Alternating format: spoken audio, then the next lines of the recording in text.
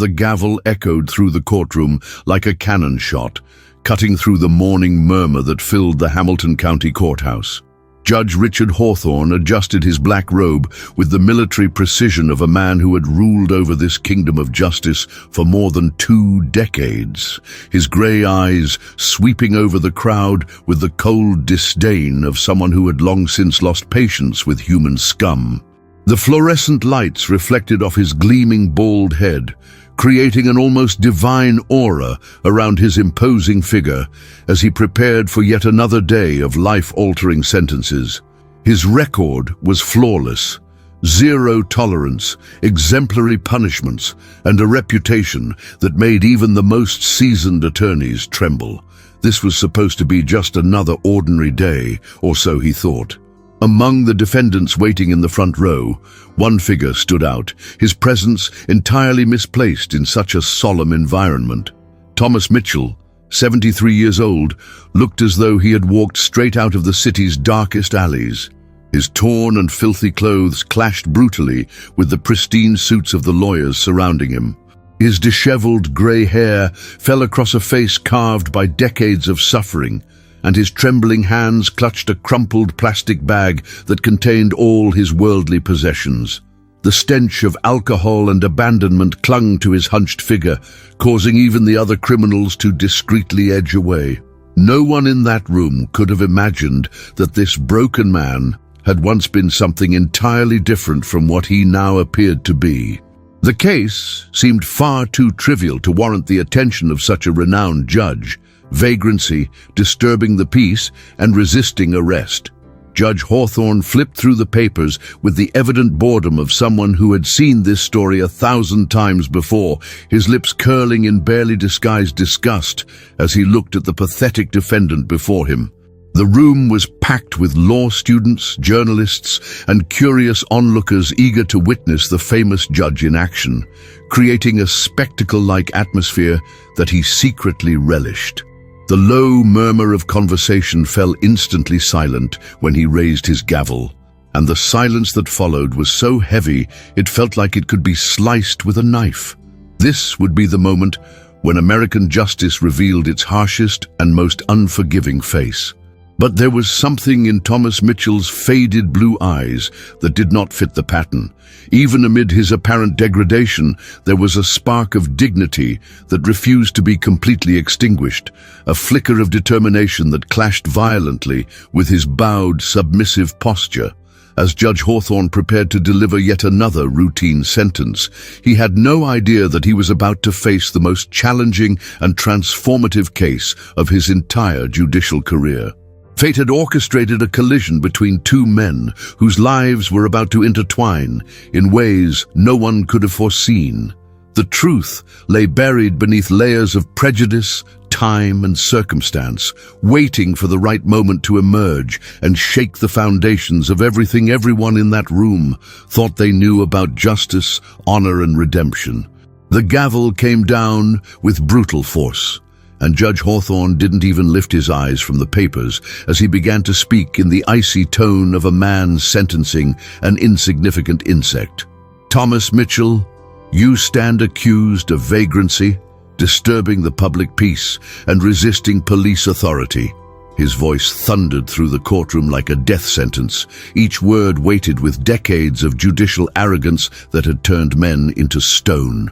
The law students in the gallery leaned forward eagerly, hungry to witness another display of the ruthless style that had made Hawthorne a legend in the city's legal circles.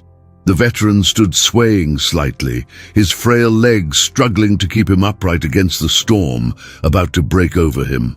No one in that room could have guessed that the next few minutes would mark a turning point in the careers and lives of everyone present.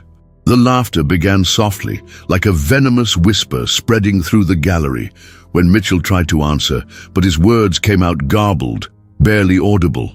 "Your Honor, I tried to explain to the officers that I was just—" His weak voice was sliced in two by Hawthorne's outburst of impatience, as the judge finally raised his eyes to regard the defendant with the scorn he reserved for the lowest forms of life. "You tried to explain," he repeated with biting sarcasm, provoking a wave of stifled laughter that rippled through the room like hyenas circling a wounded prey. The journalist's cameras clicked discreetly, capturing every second of this public humiliation that would go viral on social media within hours. What none of them knew was that they weren't just documenting a man's downfall, but the prelude to a revelation that would shake the very core of the American justice system. "Look at you," Hawthorne went on, his voice now dripping with the distilled venom of years spent judging society's misfits. "A drunk old man who probably can't even remember his own name, trying to explain to law enforcement officers how to do their jobs." The courtroom erupted in cruel laughter, and even some of the attorneys couldn't suppress malicious smirks at the theatrical performance of the county's most feared judge. Thomas Mitchell lowered his head, not out of shame, but like a soldier who had learned to endure storms far worse than the words of an arrogant civilian. His hands trembled slightly, not from fear or alcohol, but from a contained rage forged on battlefields those laughing could never imagine. The irony was so sharp, it bordered on the absurd. A man who had risked everything to defend freedom was now being humiliated by those who had never faced a single day of real danger. "Mr. Mitchell," Hawthorne continued in the tone of a man toying with a rat before killing it, "you are precisely the kind of social parasite that turns our beautiful cities into urban war zones, haunting our streets with your repulsive presence and unbearable stench." Each word was a cannonball fired at the dignity of a man who had already fallen lower than seemed humanly possible, while the audience reveled in every second of this verbal massacre orchestrated by a master of legal cruelty. The veteran lifted his chin slightly, and for the briefest instant, something dangerous flickered in his faded blue eyes. Not defiance, but the distant memory of a time when he was feared by enemies far more dangerous than a pompous judge. In that fleeting moment, Thomas Mitchell was no longer the broken beggar standing before the court, but something far older and infinitely more dangerous, something forged in the fire of war and molded by the honor of an era when men died for ideals greater than themselves. The sentence seemed inevitable as Hawthorne prepared to deliver his final verdict, but something utterly unexpected happened that made the air in the room grow as heavy as molten lead. Thomas Mitchell took a step forward, and despite his hunched posture and ragged clothes, there was a quality in that movement that made some of the war veterans in the gallery instinctively straighten in their seats. It was the kind of movement one never forgets. Precise, calculated, imbued with decades of military training that not even years on the streets could erase. The judge froze mid-sentence, frowning with irritation at the audacity of this vagrant daring to interrupt him. Yet there was something in the old man's stance that caused him to hesitate for the briefest fraction of a second. That moment of silence stretched across the courtroom like the shadow of a storm, creating a palpable tension that even the most seasoned reporters felt crawling down their spines. "With all due respect, Your Honor," Mitchell said, and his voice, though still weak, carried a strange authority that seemed completely out of place coming from a man who looked so utterly defeated. "I would like to say a few words before the sentencing." The accent was unmistakably Southern, seasoned by decades of experiences that had carved each syllable with a gravity that transcended his miserable appearance. Hawthorne felt a wave of fury crawl up his spine. How dared this human refuse speak to him with all due respect, as if they were equals addressing one another? The arrogance was unbearable, but there was something in the veteran's faded blue eyes that kept him from erupting. It was like staring into the depths of a well so dark that unspeakable secrets and terrible memories lurked below, waiting for the right moment to rise. The murmuring in the gallery ceased entirely, replaced by a silence so profound that the ticking of the wall clock sounded like the beating of war drums. Mitchell reached slowly into the crumpled plastic bag that held his belongings, his fingers trembling not with nerves, but with an emotion far more complex and deep. He pulled out a small object wrapped in filthy cloth, holding it as if it were the most precious thing in the world. And for a moment, his expression transformed completely. The broken man vanished, replaced by something much older and infinitely more dangerous, the ghostly shadow of the warrior he had once been. The veterans in the audience leaned forward, their trained instincts recognizing something familiar in the old man's posture, something that spoke directly to their war-scarred souls. "I've carried this with me longer than I can remember," Mitchell said, beginning to unwrap the object with the reverence of someone handling a sacred relic. "And perhaps it's time to finally bring it into the light of day." His words echoed through the courtroom with a weight that utterly transcended his ragged appearance, creating an atmosphere of expectation so thick that even Judge Hawthorne found himself leaning forward slightly in his chair. The dirty cloth was peeled away slowly, layer by layer, as if each movement revealed not merely an object, but decades of buried history, hidden beneath years of pain, alcohol, and abandonment. What emerged from that humble wrapping gleamed under the fluorescent lights of the courtroom like a fallen star, and the golden reflection dancing across the walls made several hearts skip a beat simultaneously. The object that gleamed in Thomas Mitchell's trembling hands was a military medal, but not just any medal. It was something that made the retired colonel in the third row audibly choke, his eyes widening with a mixture of shock and instant recognition. The bronze and gold piece caught the courtroom lights like a beacon of honor lost in time, every detail of the American eagle and the faded ribbons telling a story that only a handful of living men had the right to tell. Judge Hawthorne felt something unfamiliar stir uneasily in his gut, a sensation he couldn't quite place, as if the ground beneath his feet had begun to tremble imperceptibly. The silence in the room had become so absolute that the pounding of every heart was almost audible. "I served my country for 22 years, Mitchell said, his voice now carrying echoes of authority that decades of alcohol and suffering had failed to destroy.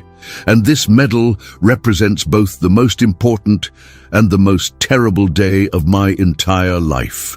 His fingers caressed the polished surface with a tenderness that clashed brutally with his ruined appearance, as though he were touching the face of a long-lost child. The tears forming in his eyes were not of self-pity, but of a pain so ancient and profound it seemed to emanate from his very soul, transforming this seemingly broken man into something monumentally tragic. The veteran who had laughed at him minutes earlier now sat fully upright, his face pale as paper, whispering something inaudible to his wife at his side. Judge Hawthorne felt his hands grow inexplicably damp as he watched the transformation unfolding before his eyes, as though he were witnessing a slow-motion metamorphosis that defied everything he thought he knew about reading men's character.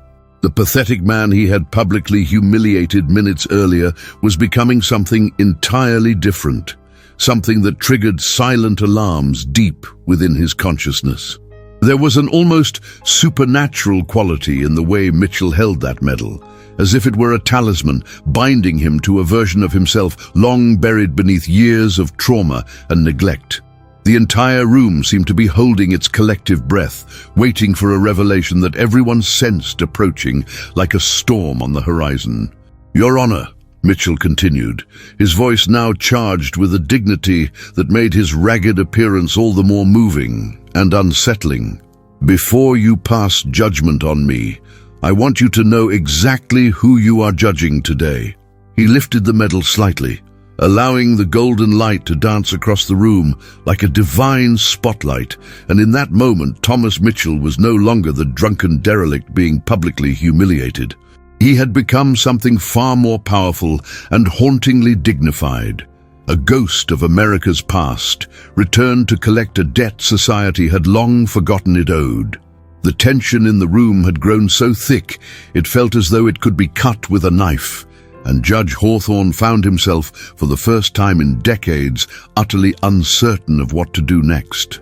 Major Samuel Rodriguez, seated in the fourth row, suddenly shot to his feet as if struck by an electric current. his face draining of all color as his eyes locked onto the medal like he was seeing a ghost resurrected from the dead.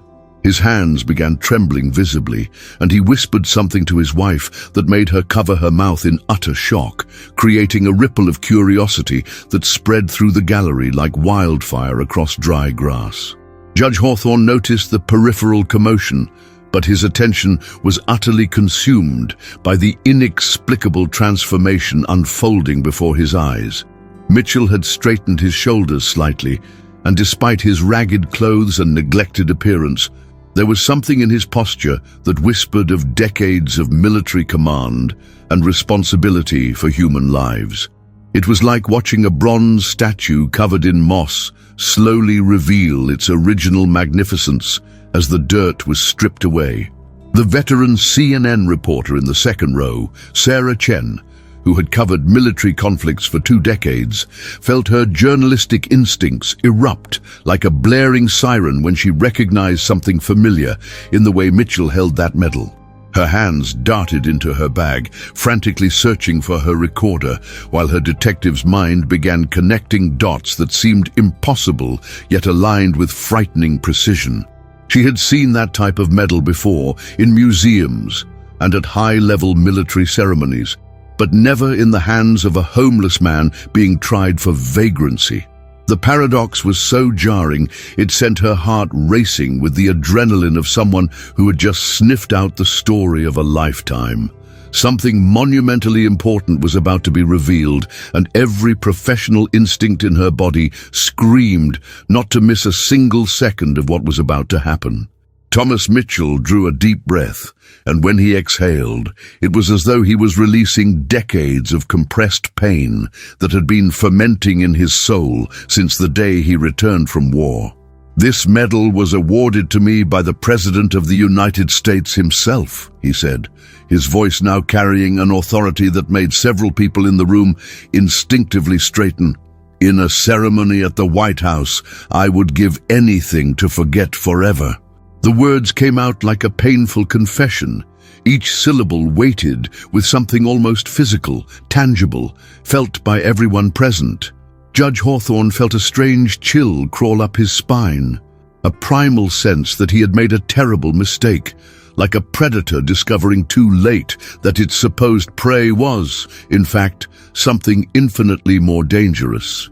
The silence that followed was broken only by the scrape of a chair, as Major Rodriguez, unable to contain his agitation any longer, took a few steps toward the center of the courtroom before being gently restrained by his wife.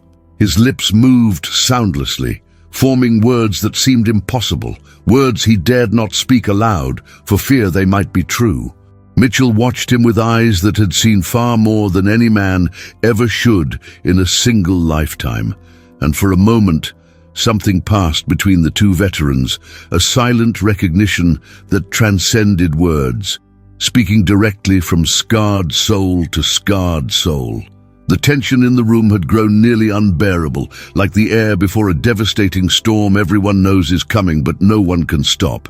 Judge Hawthorne felt his mouth go desert dry as Mitchell began to speak again. And this time his voice carried a tone the judge had never heard in his 25 years on the bench. It was the voice of a man who had looked death straight in the eyes and lived to tell about it. "I received this medal for an action that saved 17 American men on a night that changed the course of an entire war." The words echoed through the courtroom with a historic weight that even the most hardened skeptics could not ignore, sending a shiver of recognition through them. Major Rodriguez had stopped trying to move, but his hands were shaking violently as he whispered what sounded like either a prayer or a curse. The atmosphere of the courtroom had been completely transformed, shifting from a spectacle of humiliation to something resembling a cosmic trial where the roles of accuser and accused were being mysteriously inverted. Sarah Chen finally managed to turn on her recorder, though her hands shook so violently she nearly dropped it twice before steadying it. Every instinct in her veteran reporter's body screamed that she was witnessing something that would be studied in history books for generations to come, a moment where truth rose from the ashes of prejudice like a golden phoenix. Mitchell continued holding the medal with reverence, but now there was something different in his eyes, not the broken resignation of a ruined man, but the distant gleam of someone reliving memories that were at once his greatest glory and his darkest nightmare. The transformation was so complete and haunting that several in the gallery had begun to lean forward unconsciously, as if magnetically drawn to the gravitational pull of the history unfolding before them. From the inner pocket of his tattered coat, Mitchell withdrew a yellowed, folded envelope so fragile it looked ready to fall apart at the slightest touch. Yet he handled it with the delicacy of an archaeologist unearthing an ancient scroll. "I also have this letter," he said, his voice now carrying an emotion so deep it seemed to rise from beyond his human soul, signed by the Commander-in-Chief of the United States Armed Forces, commending me for the most heroic act of a war that cost 58,000 American lives. The tears that began to stream down his weathered cheeks were not of self-pity, but of an ancestral pain that seemed to connect him directly to the broken heart of America itself. Judge Hawthorne realized he was holding his breath, his chest tightening, as if an invisible hand was slowly squeezing his lungs. The envelope was opened with religious reverence, revealing official paper with the presidential seal still faintly visible despite decades of wear. And as Mitchell began to unfold it, the crackle of the paper echoed through the courtroom like rifle fire. Every movement was deliberate, loaded with meaning, as if he were performing a sacred ritual that had been postponed for decades. The light in the courtroom seemed to shift subtly, turning more golden and solemn, as though the universe itself was preparing to witness a revelation that would change not just this trial, but the way everyone present would see justice, heroism, and the price of American freedom for the rest of their lives. Mitchell fully unfolded the official paper, and his words burst out like a nuclear explosion that shook the very foundations of everyone's reality in that courtroom. "My full name is Colonel Thomas James Mitchell, and I am the soldier who single-handedly faced 3 platoons of Viet Cong during the Battle of Khe Sanh in 1968, saving an entire company of Marines who were surrounded for 5 consecutive days."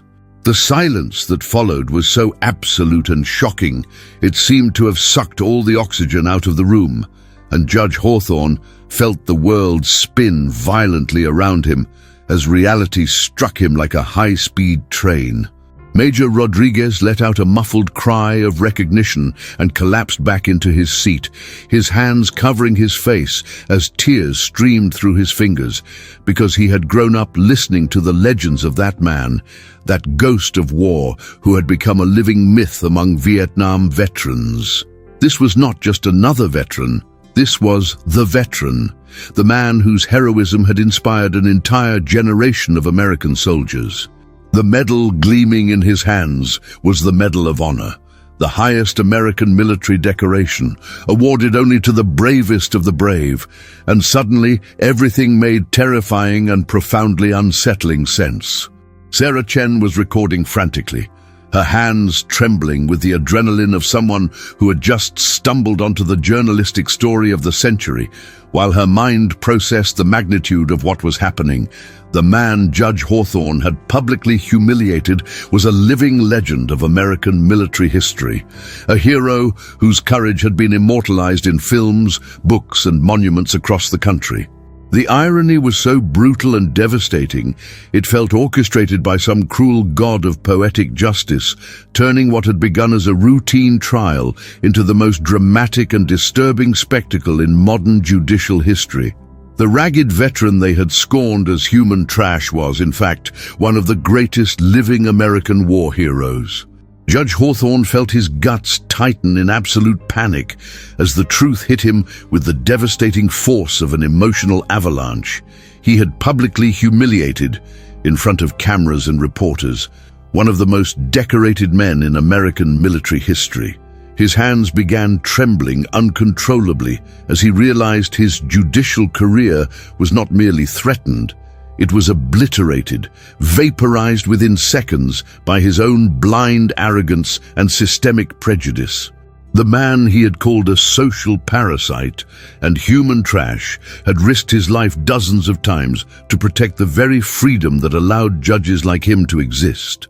The guilt that detonated in his chest was so intense and overwhelming, he physically felt as if he had been struck by a cruise missile loaded with pure shame and absolute remorse. Mitchell carefully folded the official letter back, his movement deliberate and weighted, with a dignity that made his broken appearance seem even more tragic and powerful.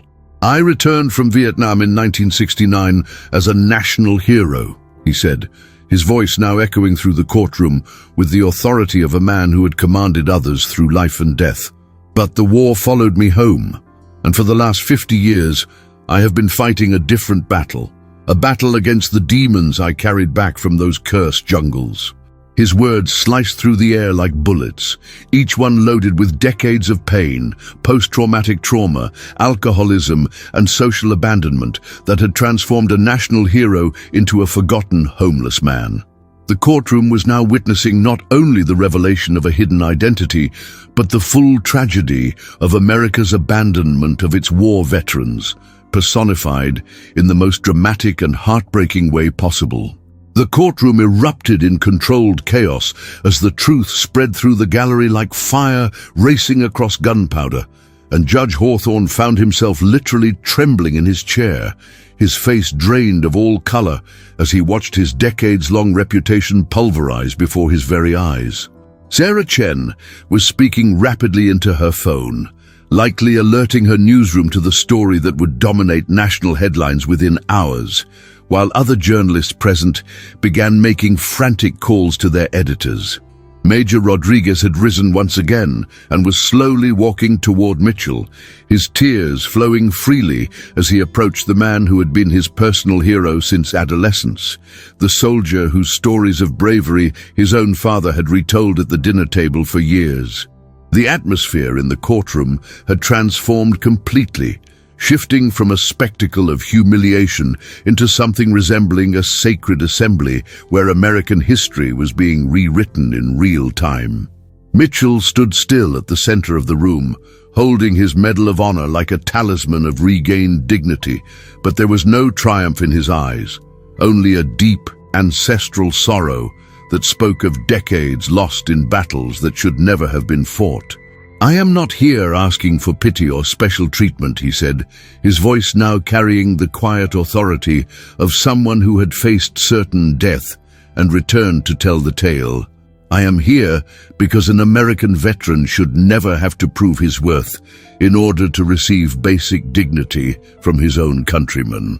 His words cut through the air like a sword of justice, and Judge Hawthorne felt each syllable as a blow to the gut, a devastating indictment not only of his conduct, but of the entire system that allowed American heroes to be treated as disposable trash. The transformation was so complete, the ragged man had vanished, replaced by a force of nature emanating decades of military leadership and personal sacrifice.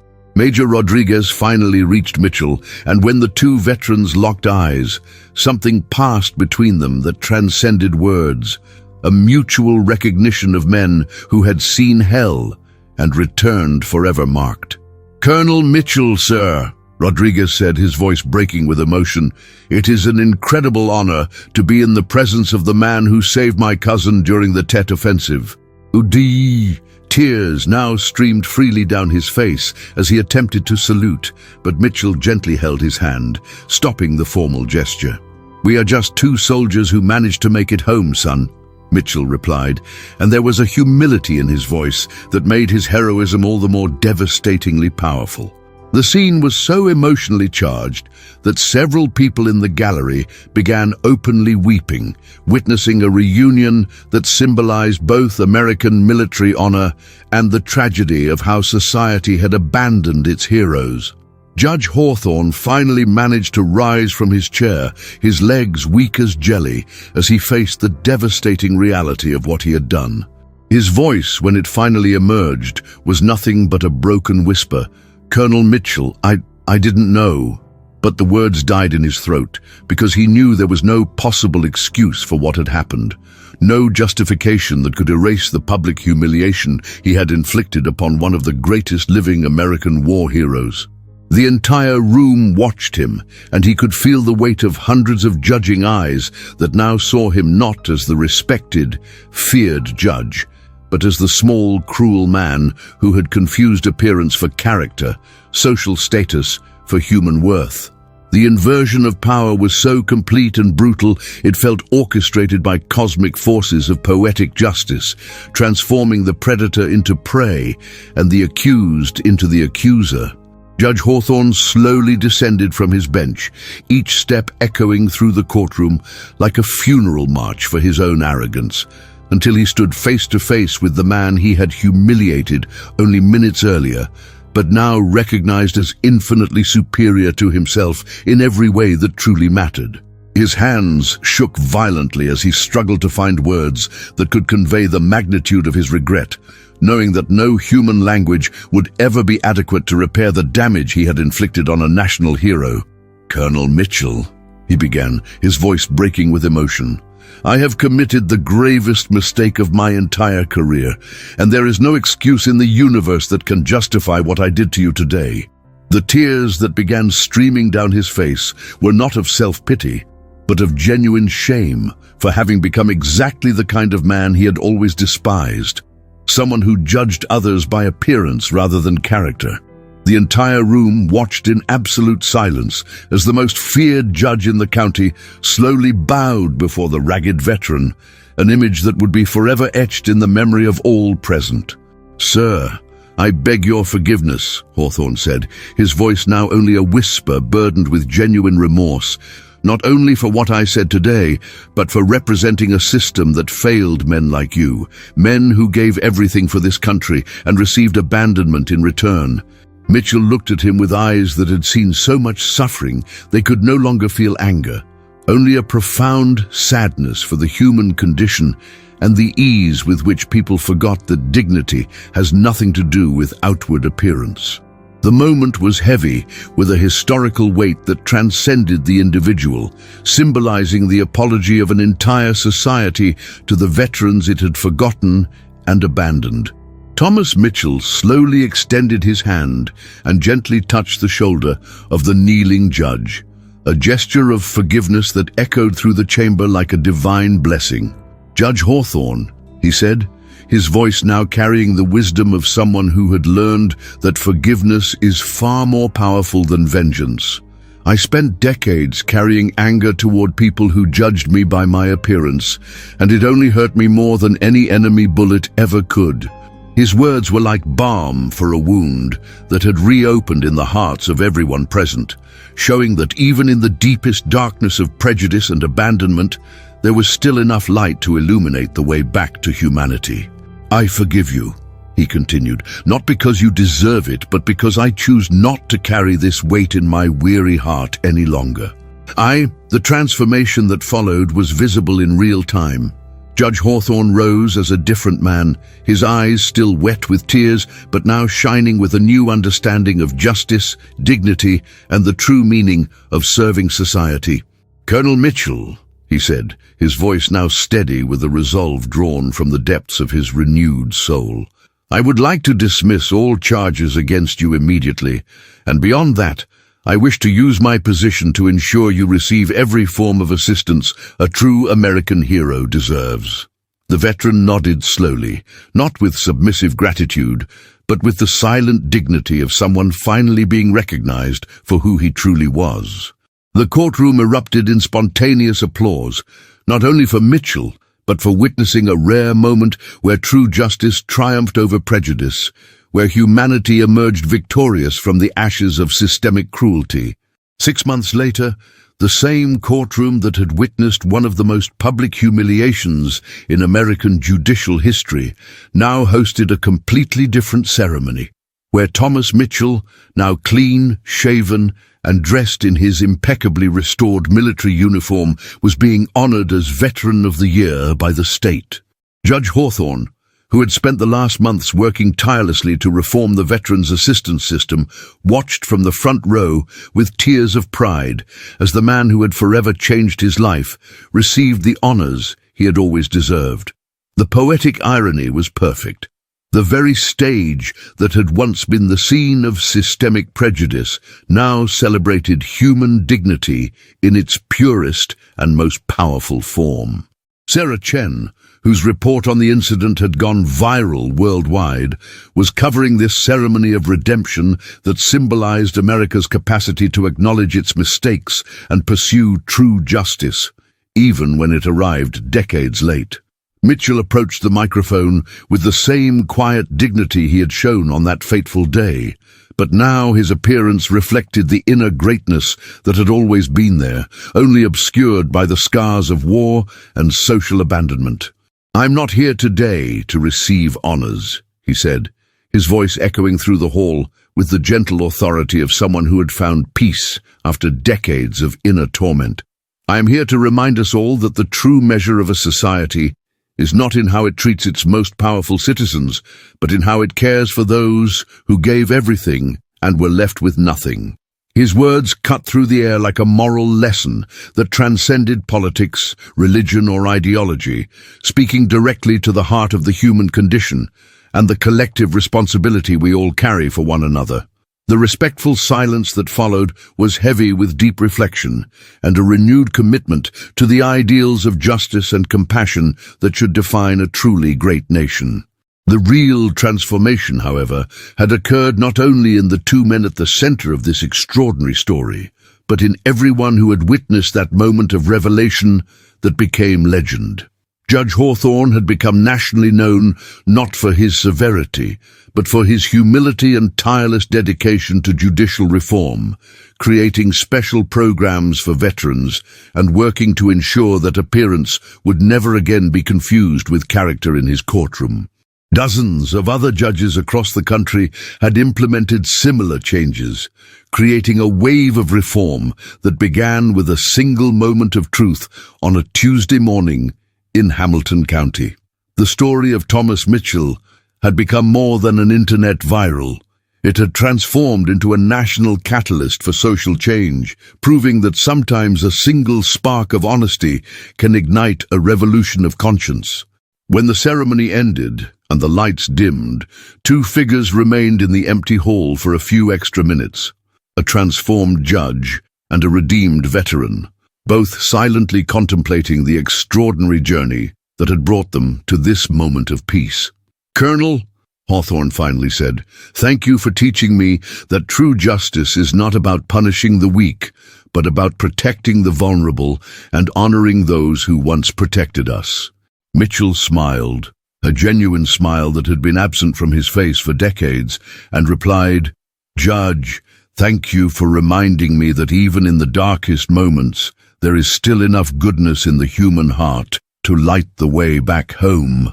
They parted that night as unlikely friends, bound together by the shared experience of discovering that redemption is always possible when courage and humility meet at the exact moment truth finally emerges from the shadows to illuminate the world.